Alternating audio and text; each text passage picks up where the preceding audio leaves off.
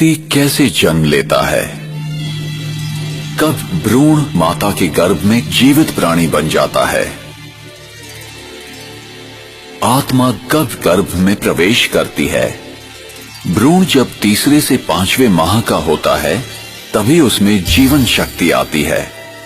ये जीवन शक्ति ही आत्मा है। आत्मा को ही प्राण कहते हैं। आत्मा ही प्राण ऊर्जा है। आत्मा में संचित विशेषताओं और अनुभूतियों के आधार पर शरीर के डीएनए तथा विभिन्न अंगों का निर्माण होता है। उंगलियों के निशान तथा अंगों की बनावट भी आत्मा के कर्मों के प्रभावों के आधार पर होता है। दूसरे शब्दों में, मैं आत्मा ही अपने शरीर की बनावट का निर्धारण अपने विचारों, मनस्थिति और कर्मों के द्वारा करती हूँ। सामान्यतः जब आत्मा नए शरीर में प्रवेश करती है तो पिछले जन्म के अनुभव, स्मृतियां और घटनाओं को भूल जाती है।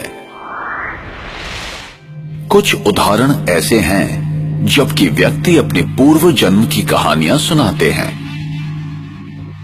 जिन्हें जांच के बाद सत्य पाया गया है। हम अक्सर देखते हैं कि अबोध बालक बिना किसी कारण रोते हैं या हंसते हैं। पूर्व जन्म की स्मृतियां ही इसका कारण होती हैं।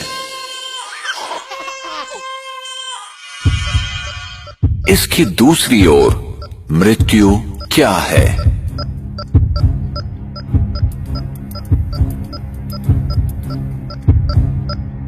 और मृत्यु के बाद क्या होता है?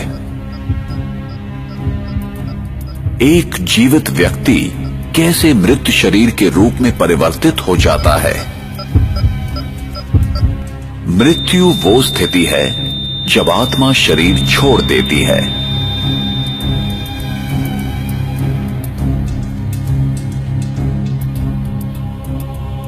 और आत्मा जब शरीर छोड़ती है तो वो शरीर जो खून, हड्डी, मांस से बना हुआ आत्मा का वस्त्र है, एक पुतला मात्र रह जाता है जो प्रकृति के पंच तत्वों में विलीन हो जाता है।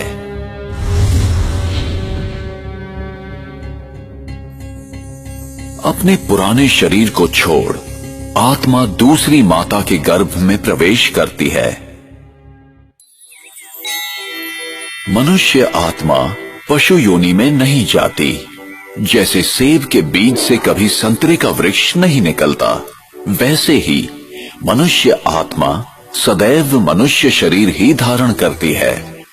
आत्मा जब भी किसी नए शरीर को धारण करती है तो वो अपने नए मित्र, संबंधी और अपनी एक नई पहचान बनाती है।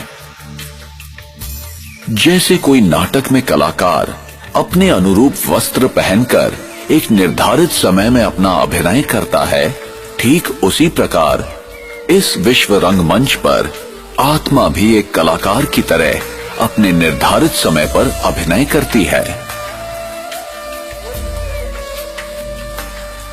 और जब शरीर अधिक उम्र, बीमारी या किसी घातक चोट के कारण बेकार हो जाता है, तब आत्मा शरीर को त्याग देती है और जन्म उपरांत जन्म लेती जाती है।